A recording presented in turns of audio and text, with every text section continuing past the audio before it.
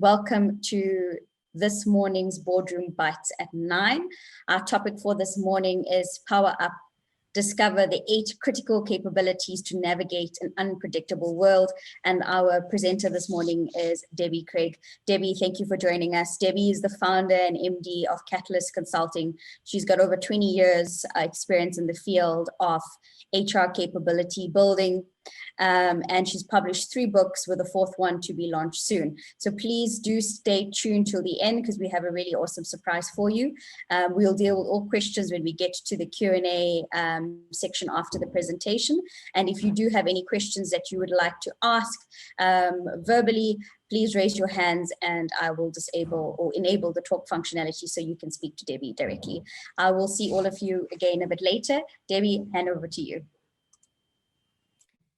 Good morning, everybody. It's so great to be here and have so many of you tuning in to learning more about powering up and discovering the 8 critical capabilities to navigate this unpredictable world. And this whole preface of a book that I've been writing and just launched, in fact, this very week, is about helping people find out how to shift their reality in a time of unpredictable, sometimes insurmountable change, and ultimately what we intend to and pay attention to become our reality. So I'm sure many of you pre-COVID, in your roles as directors and business owners and entrepreneurs and business people, knew that this exponential world of change was already happening, was being disrupted. The robots were coming, we were restructuring, we were reskilling, we were planning how to reorganize our organization for global complexity and insourcing, outsourcing, crowdsourcing. But in this time, we had months and sometimes years to get ready. And then suddenly COVID hit. And now we all of a sudden had days to get our teams remote working, to figure out new technology, to be able to communicate, to re-engage with our clients at a different level with different services and some of the contracts being canceled just without a thought. And figuring out how we were going to homeschool our children, how we were going to stay safe, how we were going to manage family members in different parts of the country, different parts of the world, in terms of keeping them safe and through this period. And what is going to happen post-COVID? It's the new abnormal, people are saying. And do we know that we have the skills and the ability to move through that? Now, some days, and this is a favorite picture of mine, I don't know if you have felt like this, but it has felt like over the last number of months on some days that we're in a never-ending obstacle course with no map, no end in sight. And every day we're chewing through the mud and we're just trying to figure out the competition. How do we sometimes collaborate with the people around us to get through certain obstacles? And how do we, as we go, recognize that we're actually building the skills that we need for the future? Now, if I think about myself during this period, I am an avid extrovert, I'm a hugger, I'm an in-person facilitator, and my true skill and talent and gift is around reading a room and being with people, influence people, traveling the globe. I've got international clients, and I also happen to love red wine. So you can imagine that this COVID period was tough for me as well. And I had homeschooling at home and a whole bunch of people at home and a father that I was looking after. How many of you have had to disrupt your lives? And what tools have you been pulling up? And what skills have you wished that you could just pull out of the sky sometimes and be able to use easily? And we take the first 3 skill sets that you see in front of you here. Pre-COVID, there was a lot of consensus from a lot of the research houses, the World Economic Forum, Singularity University, Harvard, Google, Korn Ferry, EY, McKinsey, all the lovely research houses and consulting houses were suggesting that it is absolutely critical to have digital, cognitive, and social skills moving into the next 10 years or the next 15 years or so. And I think the digital is fairly obvious. I'm not going to spend a lot of time on that. But even in this time, we have had to overnight, and for myself, learn a new skills, all the functionality of Zoom and Teams and Murals and a whole lot of other organizations have come with different platforms that we have to learn to use. And how do we start engaging with clients that we used to spend 5 days face-to-face going for a visit and working through a team with flip charts and big signs on the wall and a bit of and technology, and shift that now to smaller little packets of work and pre-work and enabling and getting people ready for the change that is coming. And cognitive has been always important, but it's become more so now because of the complexity that we are working in. How many of you sat in scenario planning sessions those first couple of days, first couple of weeks, in crisis mode, figuring out what you needed to do? I was working with the general manager of Pakistan as part of this global client that I was working on, and they spent 3 days as an executive team figuring out whether they were going to send their workforce of many thousands of people out in distribution of products in the FMCG industry in 36 different cities in Pakistan, whether they were going to keep people working or keep them safe. And that was the continuum. So they spent 3 days reaching consensus to a time when they decided they're going to keep working. Now, their risk was as high as anybody else in different parts of the world, but they made a decision to, in that way, work with as much engagement and trust and empowerment and connection with their staff and their team as possible. So these managers and leaders work day and night to keep in touch with their people. And as Murphy would have it, the GM actually ended up getting COVID, and his wife and his family. And for 2 weeks, he was pretty down and out, but he survived. And he's still glad today that they made that decision. And of course, the social skills. Even now in this time, we've had to figure out how to build relationships virtually, how to listen in and lean into where people are at in their lives and notice where people have needed a break, where they've needed some motivation, where they've needed support. We used to talk about the social skills being particularly important when AI comes into the mix. And now we're dealing with blended workforces and blended solutions where we have to bring that ability to use our social skills across multiple complex platforms and trends and work with the technology to let people come with us. But over the COVID period, a fourth area has bubbled up to the surface, and that is around resilience. And I'm sure many days I've been wanting to call on more and more resilience to really be able to get through those 8, 10, sometimes more Zoom calls in a day, that feeling of complete fatigue and still needing to get home and manage food and groceries and kids and manage the energy to get up the next morning and still feel motivated and be able to connect. Now, from a scientific and chemical basis, which we're going to talk a little bit about, when we are dealing with people face to face, we have chemicals that are secreted in our bodies that make us feel good. Oxytocin, sometimes serotonin, and those chemicals help us reach out and boost our energy. And unfortunately, when you're through a screen and you're not having that face-to-face energetic contact, we don't get that. So we need to find other ways to re-energize ourselves and to move from the stress response into a creative resilience response and manage our energy and our well-being for us, but also to take care of the people that we need to take care of. So ultimately, the question that we're all asking is, are you, your team, your organization, are you relevant? Are you resilient? And are you ready for the future? Now, most of us will probably say, yeah, sure we are. But let's dig and unpack a little bit deeper to see where there might be some opportunities to explore a little bit further. So doing a lot of the research across many of the different houses and being in this industry of people development, leadership development, talent development for over 20 years with a beautiful bunch of very intelligent and creative and experienced people, we've come up with 8 capabilities, the critical capabilities that can make the difference across all of those 4 buckets of future skills that are so important. And we're going to take a little bit of time to go through each of them. But just to start off, can you imagine a world in your families, in your teams, in your organizations, that people are being curious about possibilities in the future, that they're being supremely creative with and together with other people to come up with unheard of solutions for an unknown time, and that they have the courage to experiment and, if necessary, to fail fast and to go onto adventurous journeys to figure out what's next and take people with them through navigating the change and not just hanging on and resisting change, but actively moving towards a positive future, and doing it with consciousness for people, but also conscious dedication of time and energy so that we can achieve the goals that we set for ourselves, and that we can be critical thinkers, not just rush off and make assumptions and be expedient around using the data that's available, but continuously massage that data until we come up with something that's simple and meaningful,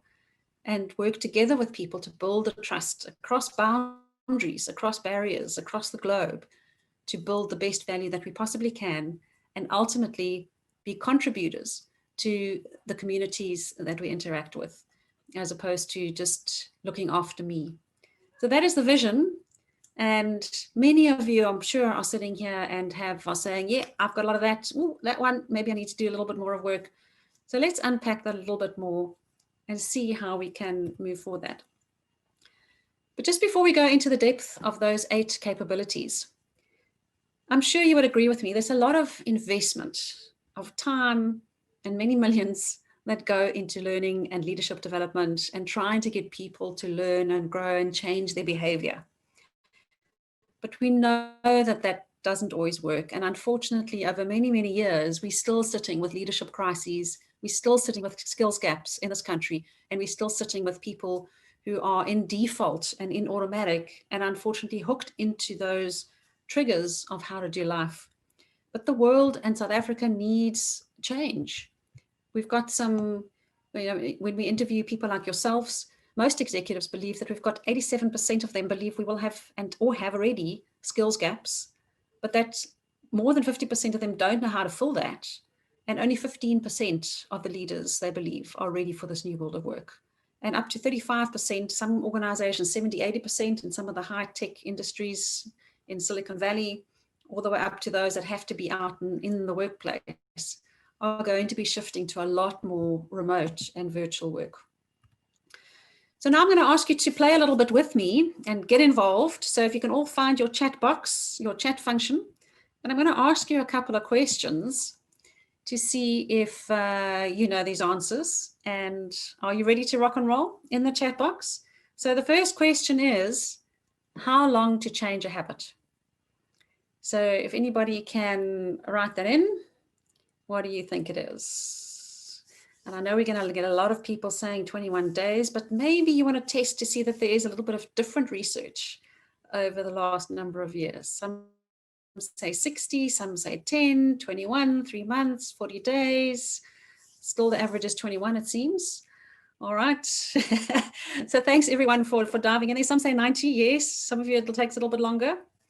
And I'm going to take you out of your misery for a moment. And I'm going to say the latest study that's been done here is between 18 and 254 days. So for those of you that had picked one number, good for that boldness.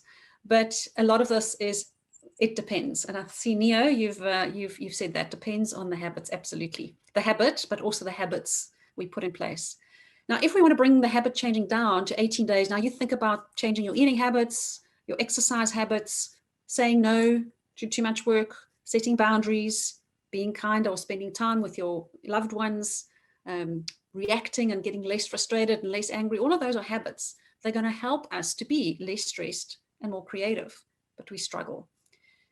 If we do the same thing in the same context at the same time every day, and preferably multiple times in a day, we can bring that habit down to 18 days.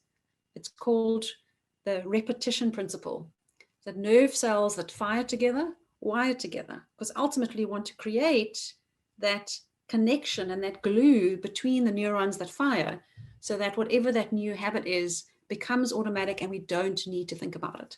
Our brains are incredibly lazy and they will automate just about everything that they can, but you want to automate the habits that you want to be successful and to enable you to be successful and less stressed. Now, part of us making change, the starting point is how we think. So I've got another question for you in the chat box. If you could dive in, how many thoughts do we have as human beings on average per day? And let's have a quick look. What do you think? Some of you might know the answer. Some of you might just be guessing. So play the guessing game.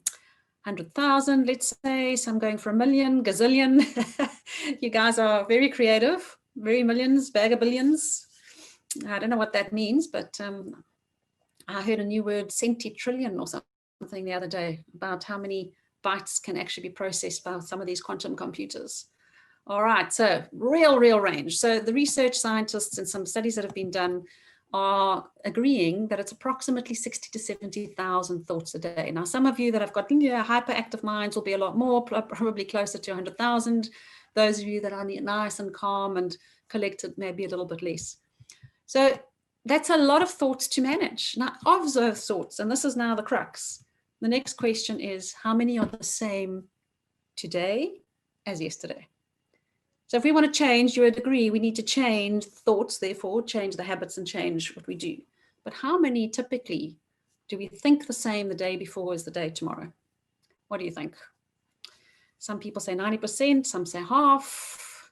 So let's do a percentage, it's easier. So 90, 80, 85, 30. So there seems to be quite a lot of consensus on the 80%. So well done for that. For those of you who said 90, kudos for you. Yes.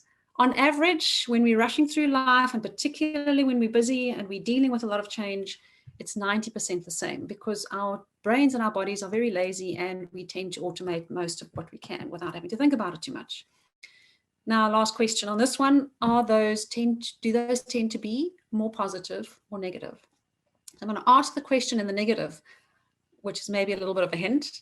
What percentage of those 60 to 70,000 thoughts tend to be more negative, as in worrying, thinking about the worst case scenarios, self-criticism, doubt, feeling not good enough, those kind of thoughts? Let's see, how many typically might be negative? So once again, we're ranging from 45, 50, 70, 90, 10. So we have some serious optimists in this group. That's really amazing. But now I'm going to give you the answer. So on average, 70% negative. Now, when we're in the stress response and when we're in the negative, it's very difficult to create a new habit and to build a new habit and to change a behavior, because we are going to be generally focused more on that. And it's a natural human behavior to look for threats and to manage the risks. And therefore we go into the negative spiral when we're faced with massive change, and particularly a time like now, when our whole business model, our life model, our relationship model has been thrown absolutely on its head.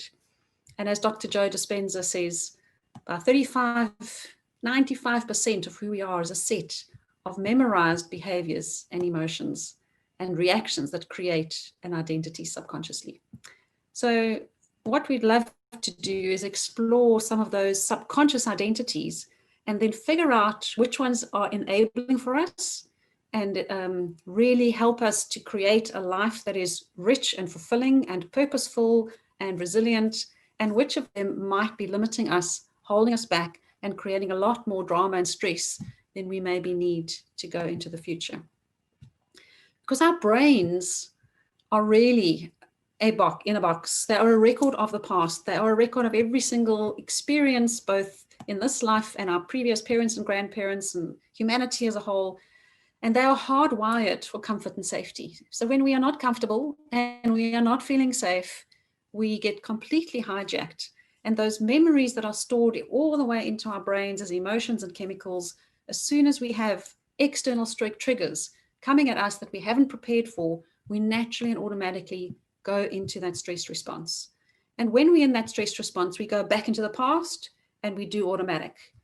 What also happens is we have a whole lot of chemicals flooding through our bodies, adrenaline, cortisol, and it keeps on processing all the way through. And do you know that the cortisol that's flushing through our bodies stays in our systems for a minimum of 20 minutes every time we have a thought? And because the mind does not recognize the difference between imagination, imagining a scenario, imagining not having enough money at the end of the month, imagining you have to go into retrenchments, imagining your life's dream and baby, you might have to close it down, fold it up, sell something of it. I've been there. I've been in my own business. I've had to face these realities. Every time we have those thoughts, we re-energize and we re-go into that cortisol and adrenaline and that stress response. And we move into our limbic system, into our sympathetic nervous system, and we shut down the brain's ability to learn and to change. So just really hear that when we're in the stress response, we are unable to learn and change because we are in fight, flight, and freeze. All our resources are now to the external, managing the radar of threat and figuring out how to either run or move away or figure out how to change. And when we are in this continuous stress response, it has a major impact on our immune system. And what are we needing in this time? We need a healthy immune system. It impacts our general health. And particularly if you're thinking about people in your organization, we need them to be healthy thinkers. We need them to be creative. We need them to be strategic. We need them to make good decisions, and we need that. And we need them to have the empathy and the intuition to read into our teams and our customers and our families and be able to have sustainable energy. And all of those are compromised when we are in the stress response. So we need to fundamentally shift what I call the baseline. So if our baseline is very sort of shallow and we have a small stress and we go into a bit of panic or we go into a bit of anxiety, then the body goes into this response. If we have a deeper baseline that enables a pause and keeping calm while we are reviewing the data and the information in order to make a more conscious response, then we have more time and more space to use the right part of our brains, which is the prefrontal cortex, and in particular, the frontal lobe, which has the ability to envision and create solutions in complex and unknown situations. So my wish is that we can help people build the ability to notice where they're at, to notice how to switch, to deepen their baseline so that we're more open and available for the changes that are coming at us, and be able to use the beautiful, creative, innovative skills, talents, and energy of our people to figure out where to go next and figure out how to do that together. Because ourselves on our own cannot have all the answers, and we don't have all the data. So we need to very specifically start learning to work together and collaborate and be creative across boundaries. So in order for us to start helping people develop these 8 capabilities and using the brain science and the chemical science to do that, is starting off with understanding what is the identity. So I used to be an anxious controller. And on some days, yes, I still go into that, especially when I'm launching a book or running a big presentation. I get anxious and I want to control and I want to manage and create everything together. But what happens in that space is I tend to have the beliefs and the thinking that I'm afraid I can't do it. What if? What are people going to say? I feel anxious. I feel worried. What if I fail? I'm sure many of you can relate to this. And at times you can procrastinate. You worry what other people think of you, and your whole energy system gets tense and it goes down. So the frequency that we have around us is very constrained. And if we want to create, we need to be expansive. We need to be full of energy and full of inspiration. So wouldn't it be more healthy if we could cultivate the courageous adventurer, where we can believe that we're brave and not afraid to fail, and that my actions create my reality. I'm going to put this out there. I'm going to change my business. I'm going to figure stuff out, and it either works or doesn't work. And I'm going to learn and learn again and keep on learning so that I get better and better at figuring it out. And therefore, I'll feel more optimistic and confident, and I will embrace that change and keep on trying to learn new things. So as we start to build these competencies with people, we need to go back to the beginning and back to that identity that we actually have. So what I'd like you to do, we're going to do a poll in just a moment. So I'm going to flash through the critical capabilities of 8. And while we are doing that, I would love you to think about yourself. And I would like you to move a little bit beyond your initial gut reaction that says, oh yes, I'm curious. And just notice where there might be some opportunities for you, or sometimes it's easier to notice the people around us, where we can help people build a little bit more creativity into the process. And I love this quote by Brian Glaser, is curiosity is actually a secret superpower that all of us can cultivate. Now, curiosity is not just around the world, and there's many curious people, and I work with executives all the time. Their curiosity for things or life or finances or business is high, but their curiosity for people and what makes them tick and how to motivate them and how to pull them together, whether at work or at home, is actually can be on the lower side. And the higher you're up in the organization, sometimes the less curious we are when it comes to certain parts of our lives, because we're not investing the time and the energy on that. So let's just have a look at the continuum. So we've had Lita Curry, who's an amazing visual artist who does conferences and drawings at conferences. She helped us to create these characters. And if you can imagine a continuum, on most days you would like to be more one or the other. So, and we hopefully are getting people more to the right, but we all know that we move up and down. Are you more of that indifferent spectator who is on the sidelines, highly critical, looking at everybody else, knowing the answers, knowing what's best, and doing it the way that you've always done it? Or are you going to be and adopt that curious explorer that keeps wondering with people and things and the world? I wonder how this could work. I wonder if we can do this. I wonder if we involve these people in the organization, what could happen? And the fact is that the longer you are in a relationship, the longer you are in a team or with a leader or in an organization, the curiosity naturally decreases, because once again, our brains automate it and we make assumptions of where people are at. So how do we re-engage our curiosity, especially in a world that's unknown and uncertain? If we move to the next one now, so I hope you've got your rating on that. It's going to be on a 4 scale. How is your creativity? Now, this used to be the domain of artists and expressives, but creativity is in each and every one of us. And we are the creative force of our lives, and through our own choices, rather our conditions. And if we carefully learn to do certain things, we can accomplish these goals. So how can we take creativity, not just of ourselves and what we want to bring into the world, but how do we start connecting other people's ideas and our ideas through internally working together and collaborating across boundaries, crowdsourcing from external into the organization. And instead of an idea just staying in your head or coming out of your mouth, how do we move that to implementation and move that to actual value and start noticing all the different things from young people, old people, the startups in the organizations, or the competitors out there? How do we start learning, connecting, and being creative by pulling those ideas all into the fray? And we can't do that unless we have courage. The courage to reach out, the courage to fail, the courage to ask to what we need.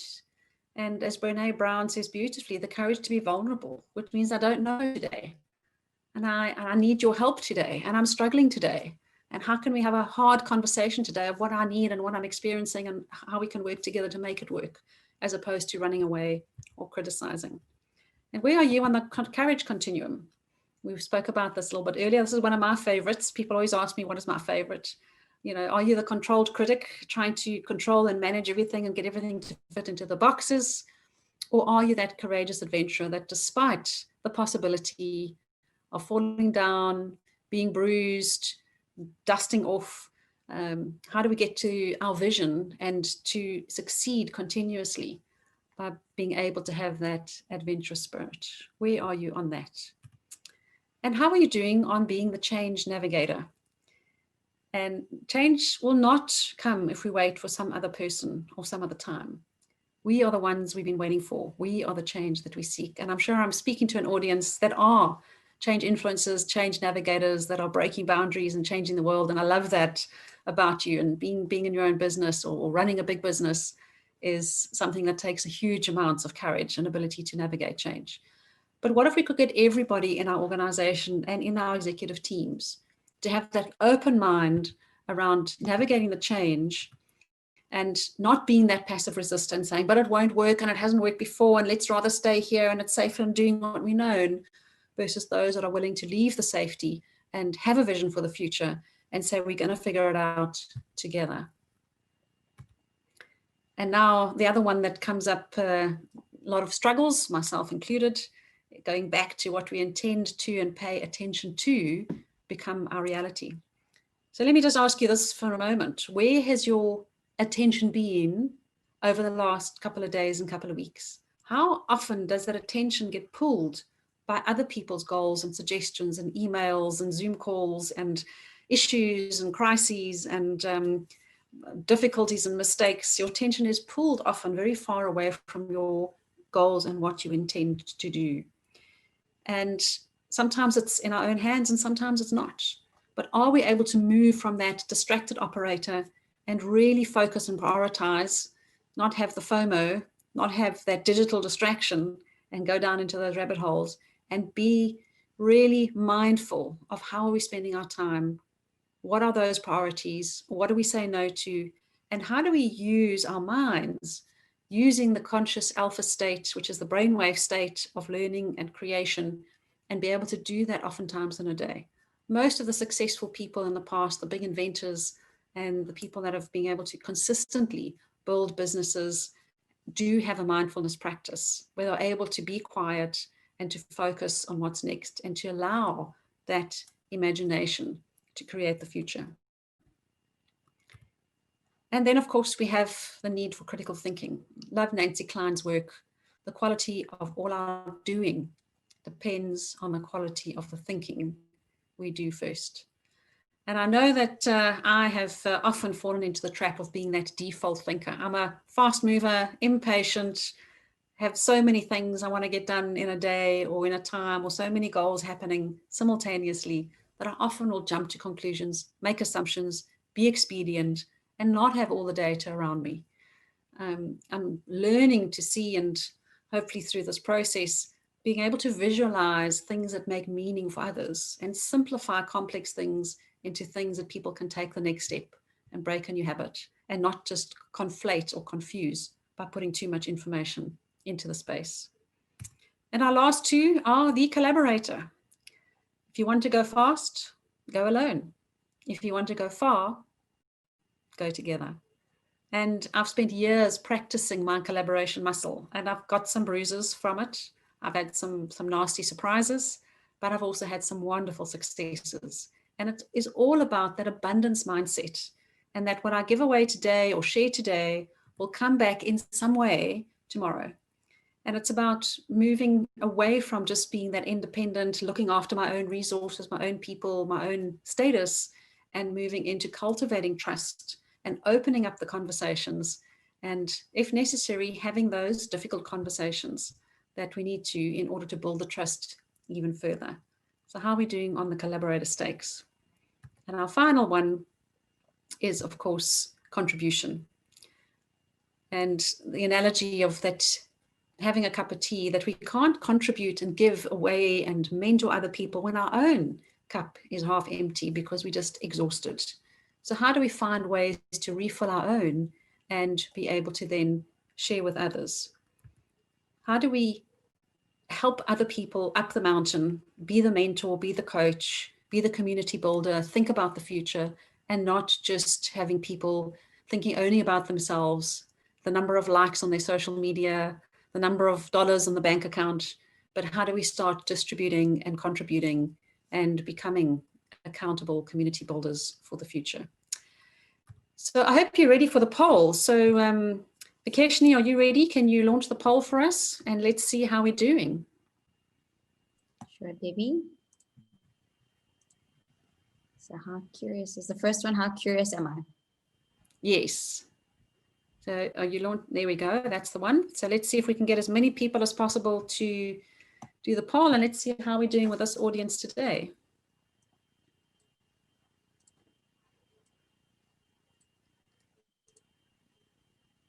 Okay, I'll give everyone a few more seconds.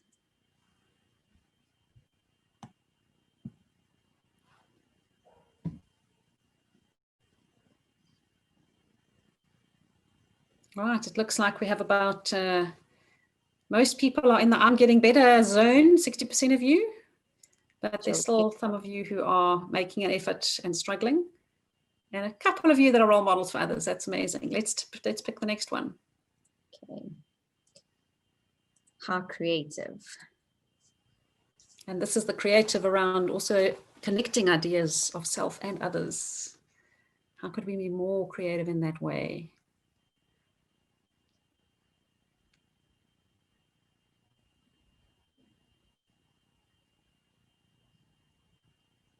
I'm glad you guys and ladies are being self-reflective on this and being honest, because that's where we start. We start with identifying, and while we're doing this, I'll say that there is a full survey that you can do.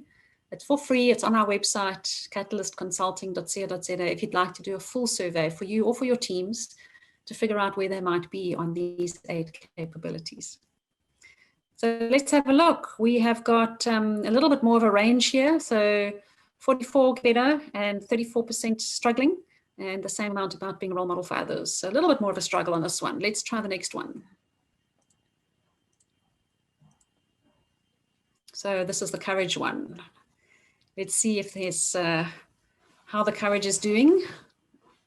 Whether we're waking up every day with a lot of courage. I'm sure you, being the kind of people that you are, have a lot of it, but there's room for more. So it's not just about what you do outside. For me, it's the courage to face your shadows, face your fears, be vulnerable with people, not know the answers. 3 more seconds. 1, 2, 3. Great. So we have 45% getting better and a whole lot, 34% that are role models for others. So that's really nice. So that's probably one of our most highest ones so far. Let's have a look at the next one, which is around change navigation. How am I doing with navigating change? And think about the last 6 months. I'm sure I've actually been pleasantly surprised how many people have pivoted and moved so much faster through change than I ever thought possible because of the urgency and the lack of options, really. So we can see that, I think, here in the results.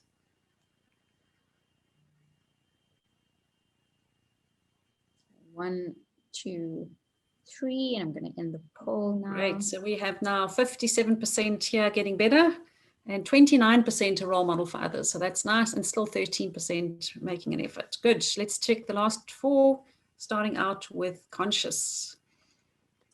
Oh, this is around staying focused on your intention and your attention with your time, your energy, what you do. And we see a lot more spread of results here in this one. Definitely an area for me to work on, Debbie. It is really difficult, that overwhelm of the demands in a day, and still trying to get enough sleep so that we have a good brain power the next day, and eating well as well, and keeping our bodies healthy. All of that helps us to be more conscious. And are we consciously consuming the data that's out there, or are we buying into all the fake news and drama out there? So we have 47% here getting better and 33% still struggling. So I think that's, at the moment, one that needs the most focus. Thanks. So now the critical thinkers. How are we balancing, really knowing when to decide what we need to decide with the information we've got, and where are we still making too many assumptions or rash decisions that are not fully considered? And tuning into the thinking of others is also part of critical thinking, right? Not being in default, being in our past. All right, so there we have quite a range again. So I think this is also an area where people are strong in many cases, but also are having a little bit of a struggle. So there we have 51% getting better and 30% role model for others and 18% an effort. Okay. All right, the last 2, collaborator. How are we doing on truly collaborating, not just in a team, but cross boundaries, working with other organizations, bringing in different ideas, trusting people, creating agreements to facilitate trust is a big one. All right, so this is fairly strong. So we have quite a strong bunch of people getting better and role modeling, which is lovely. And let's hope we see a lot more of this in this country. Don't we need a lot more collaboration in this country to help us become the country that we have potential to be? So 39% getting better, 39% role model. And let's do the last one just to get a sense. How are we doing ourselves? And you can imagine doing the survey. There's obviously a lot more detail in the formal survey to really get a sense of the real nature of the questions. If we had people in our organizations who were living these capabilities as much as they could. Lovely to see lots of people. I don't know, I don't want to make any assumptions that anybody's been around for longer or not in this group, but we do find that people that have been around for longer tend to focus more on legacy and contribution. But it would be lovely to see some of the younger generation also starting that early, and I think we are seeing more of that. So there we have 51% role model for others, and that's definitely the highest one of today. So that's really awesome to see. So thank you for participating in the poll, and you can get a sense that there's always some strengths. So we all have 2 or 3 of these as strengths, and we probably all have 2 or 3 of these that we have room for growth. So we're going to close down the poll and just wrap up the talk, and then we're going to move to Q&A.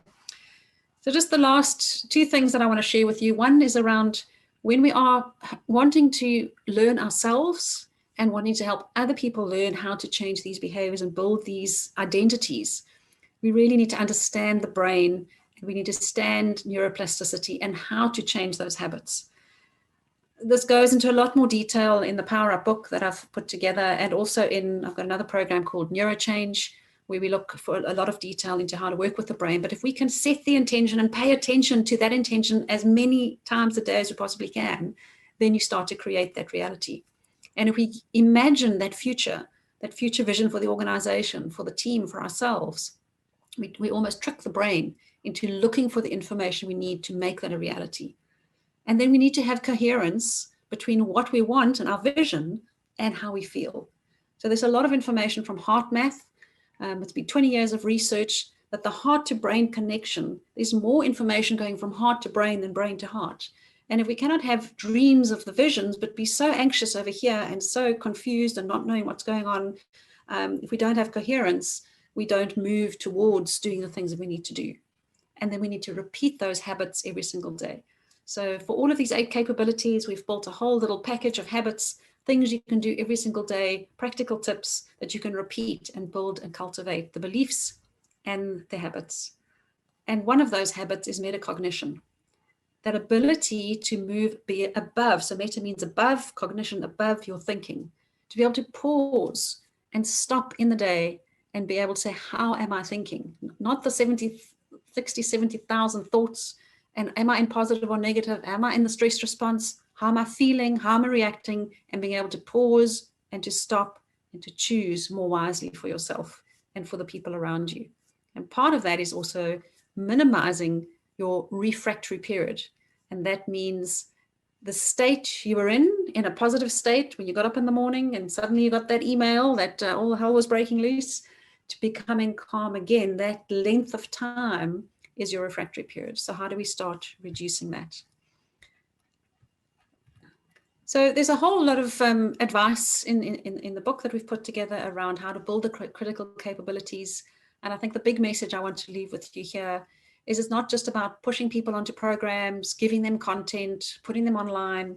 It's about finding those core change agents in your business. Some of your senior leaders, some of the change agents in the different business units, some of the high flyers in the business, some brave folks that really want to make a difference and will influence others, and take them on a journey because they will teach other people, and take them on a learning journey that is customized for them where they are in their roles, and help them work together in collaborative action learning teams with coaching and building their change readiness. And we've seen magical results when we build learning journeys with these kind of capabilities over time in organizations, and have some fun doing it. So this is just wanted to end off on some work we did pre-COVID when we were still allowed to connect with each other and get close to each other and have some fun. And we've rebuilt the whole program now around a virtual learning option. So there's now face-to-face and virtual learning options with lots of interaction to make it fun and engaging and interactive. So Vikeshni, if I can just, I don't know if you want, we would like to do some giveaways. So just to let you know, we've got a book to give away, and we also have a virtual workshop, 2 virtual workshops to give away. One is the Power Up workshop, and the other one is the NeuroChange Brain Science workshop. So I don't know whether you want to do Q&A first, Vikeshni, or whether you want to let's do the Q&A first, Debbie, and then we'll pick someone when we get to the end. All right, so we'll come back to the prizes in a moment, and we'll leave my details, but now we're going to go to the QA session. So I'd love to get some questions. Yes. So Debbie, let's have a look at what we've got on at the moment.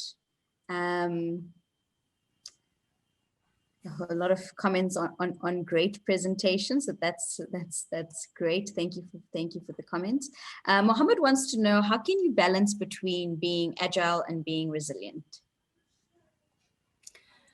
Well, I don't know if it's either or for me. So agile is being able to pivot and shift quickly and change to changing circumstances that are coming at you, and moving in that iterative way and building something over a period of time.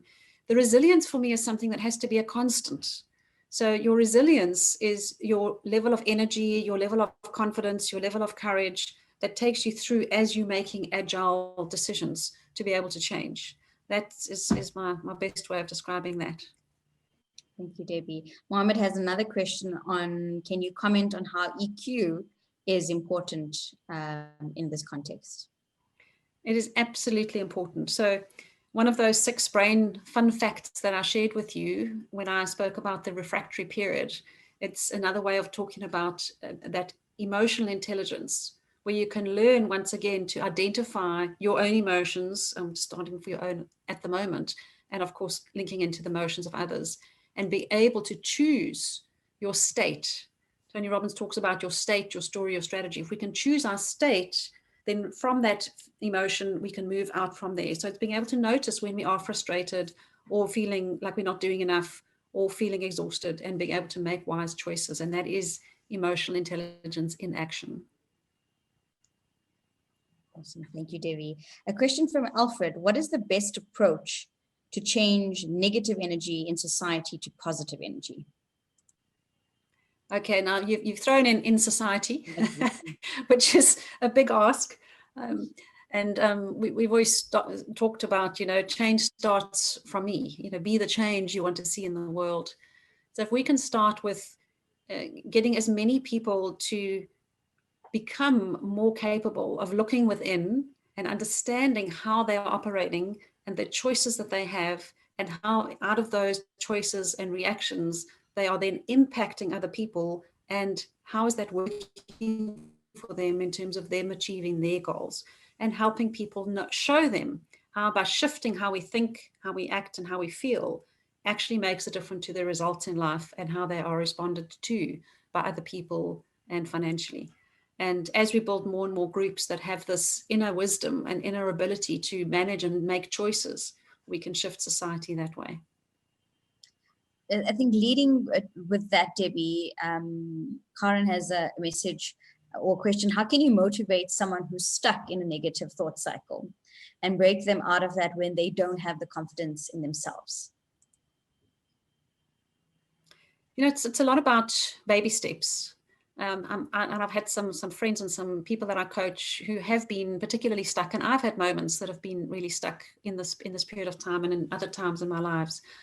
And if we can help people see how their thinking process is leading to their feelings, is leading to their results, is leading to their stuck, and just find a baby step of change. So feeling hopeless to just feeling a little bit okay with myself today, or a little bit accepting with myself today, or take one step towards going for a walk, or one step towards taking a new step. And in the Power Up resources and habits, there's a whole lot of those little baby steps that you can take to build those habits.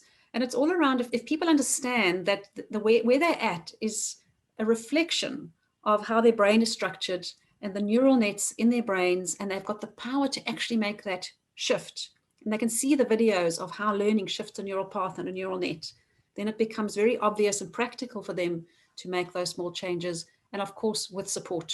It's really, really important to support people and be those accountability partners and buddies for people as they're moving through big change and big feeling stuck.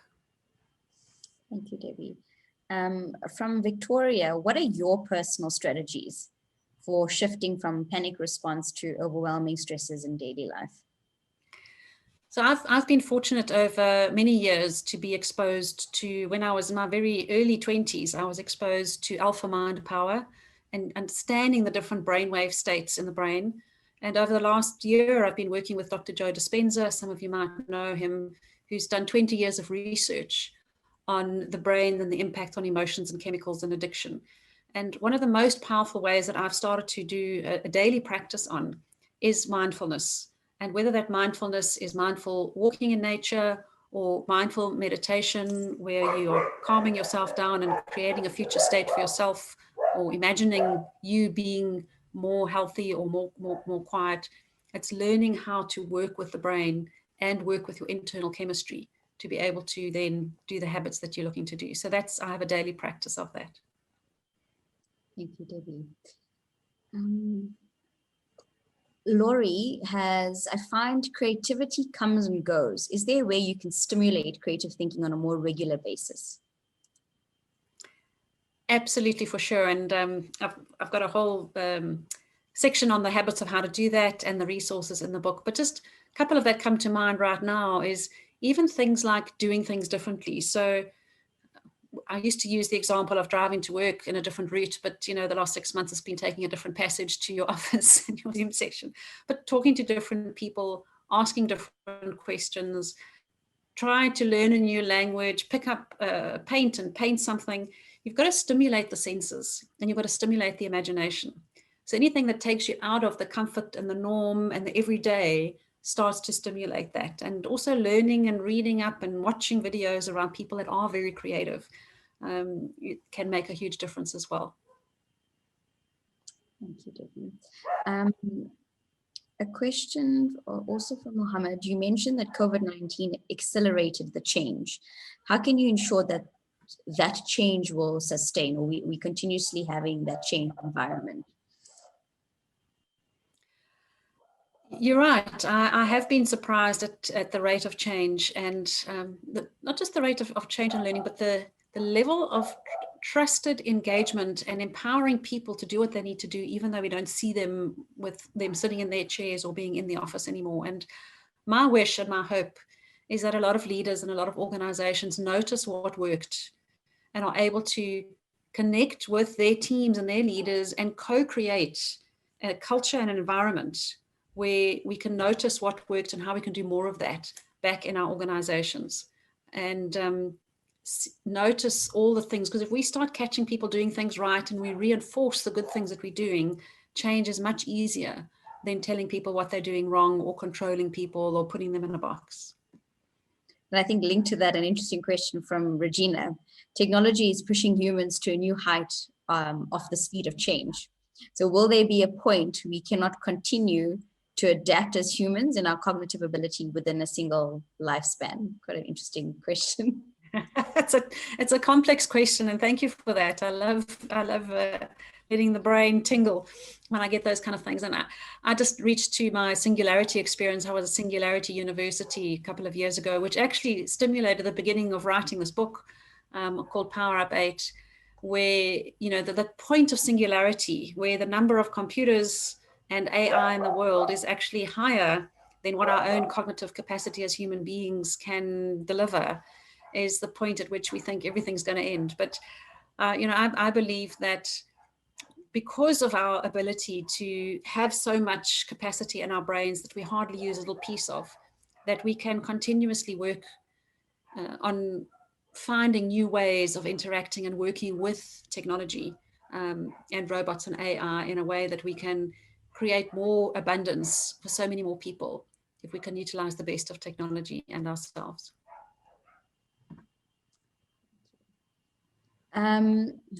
So a question from Patricia: do making lists helpful to focus, or does this dampen creativity? Good answer, and I don't think it's an either or. I was brought up with a mother who had a book of lists, so you can imagine I became a list queen as well. And it has helped me hugely to be able to focus and to prioritize. However, what I did learn over the last number of years, I used to think that to be able to create things, you've got to plan it, set the goal, have your list, manage your goal, tick it off at the end of the day. But I realized what I was missing out on were those moments of creativity and spontaneity.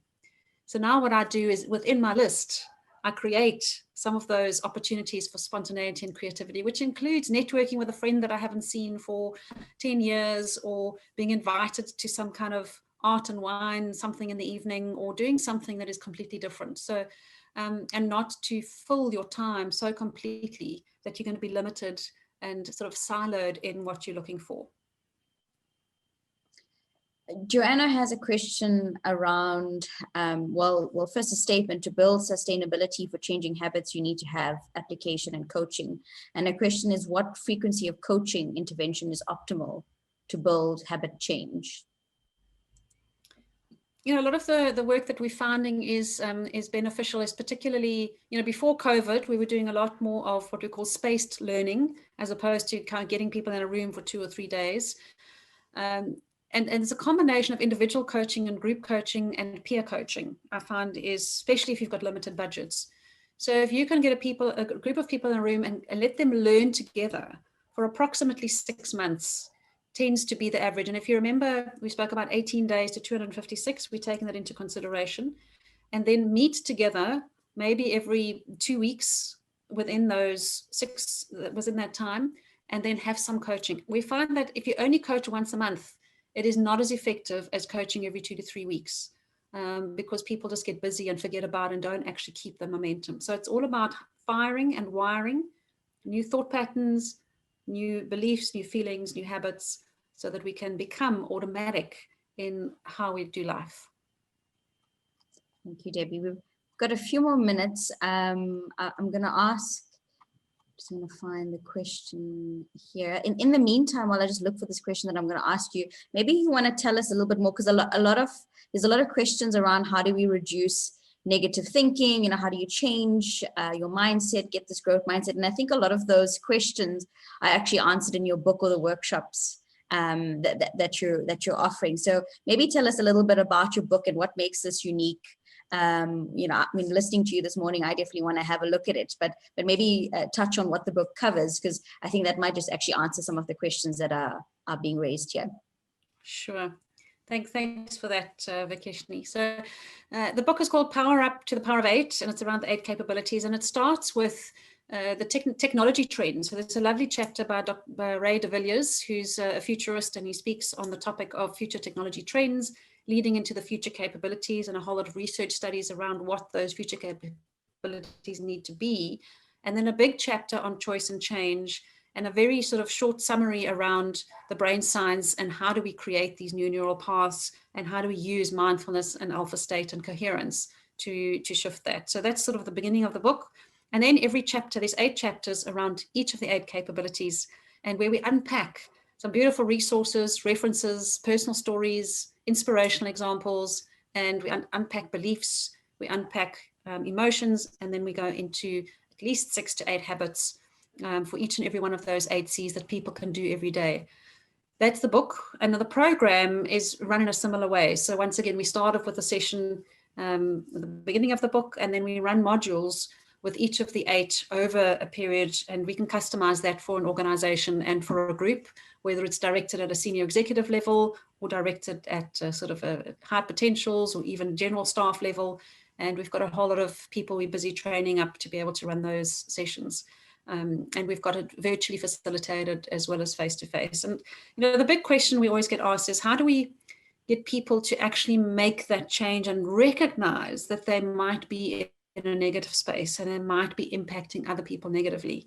And in all the work that I've done over the last 20-something years in helping people shift personally and transforming personally, if we can really find what it is that that person really would like to be and to be seen in life, and show them through experiential learning, and this is the most important thing, content and more reading and more videos and more thing is not really going to do. Doing experiential learning to be able to pop up and notice the impact of me on my life and what I am contributing or not contributing to creating the life that I wish, is to get that aha moment and get people to make that choice to do something differently. And once we have that insight and that choice, then we build a new neural path with support, with coaching, with peers and accountability groups to be able to help that. And some people will never make the shift, but that's on the minority. If you think about the bell curve, you're going to have those that are going to be pushing forward and making massive shifts on the front end of the bell curve, those that are making their normal everyday changes, and those that unfortunately aren't able to do that change just yet. Thank you, Debbie. All right, we're almost 9 o'clock, but there's two really good questions. One from Koseko, who asked, from a leadership point of view, is it important to have all 8 critical skills, or just have the ability to identify and harness each one of them of these from your team members? I think that was a great question. It's an excellent question. I think if you can get your team to be able to contribute that to your team, you're going to be a lot further than if you don't have individuals contributing to the team. I think in the short term, you could focus on each person playing to their strengths, because we do know that people playing to their strengths is, they say, 5 times more effective than those people trying to fill the gaps of their weaknesses. So absolutely you can do that. The however is that every single one of those capabilities are maybe needed to be called upon when you're not with your team. It might be when you're in a family situation, when you're in a business, when you're out in the wilderness somewhere, when another big black swan event comes in and we suddenly have to deal with a situation right in front of us. So I would suggest that over time, that we take these and we build them over time, and pick 1 or 2 at a time. I don't think we can focus on all 8 at the same time. Our brains are better at focusing and building those neural paths, 1 at a time, and working on that. Thank you, Debbie. We've pretty much run out of time. I'm not sure if we want to answer this one. Jean says, I work in an industry that is very stuck as a collective in old style thinking, but sadly don't easily realize it and or not able to change. What's your advice on that? So actually changing, I think, that environment. Well, my ideal, and I've done some work at a sort of group industry level. If we could get the leaders of that industry together and with an intent to relook at how they can reinvent themselves, and then work on their understanding of how they as leaders are impacting that industry through unpacking thinking, unpacking actions, unpacking feelings, and unpacking how they're doing things. And we get people to shift at that individual level, at leadership level. That for me is the most powerful. The second most then is do the critical mass. So sort of top down is getting the leaders ready, and then a critical mass from the bottom up to be able to get people to start noticing the power they have to make choices, the power they have to learn, their power to change their brain and to change their reality. That is the most powerful thing I believe we can do, because once we have that ability to make choices and to learn, we can learn anything, any skill, any digital skill, any new technology that's coming along, any new product information. If we learn how to learn and learn how to choose, we will be able to be relevant no matter where the world takes us. Thank you, Debbie, so much. I'm going to end the Q&A now. There's quite a bit of questions, but I think some of them, a lot of people asking about the book. So I'm just asking Vursani if he could potentially share the links that you sent us in the chat box, so that people have the links of where they can get the book. But we will share with you, when we send out an email with the recording and the presentation slides, we'll share all of that information. We'll share the link to the survey that Debbie mentioned. We'll put in the links of where you can find the book and the information on how you can contact Debbie if you want to find out more about the workshops that she's holding. So Debbie, you've got you said 3 giveaways today, a book and potentially 2 spots on your upcoming workshop. So thank you very much for being so generous to give that away to our members attending this morning. So we thought we'll randomly pick a few members from those who participated in the Q&A. So Debbie, I'm gonna let you choose who you want to randomly select for the prizes.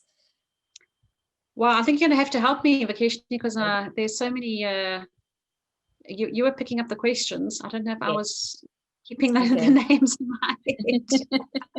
So, well, I think Regina Molly, I think, had probably an awesome question around technology and whether or not, the human capability and adaptation. I think that was quite nice. And she's asked a few times about your book as well. So maybe Regina for your book prize. Well, Regina, thank you very much. And thanks for your questions. And we will make sure that we get a signed copy of the book through to you in the next week or 2. if you just let us know where you are. It'll be a hard copy locally or an ebook if you are far away. All right, so now we've got 2 workshop giveaways. One is for the Power Up workshop, and the other one is for the NeuroChange, which is more the neuroscience of change, the Dr. Joe Dispenza work.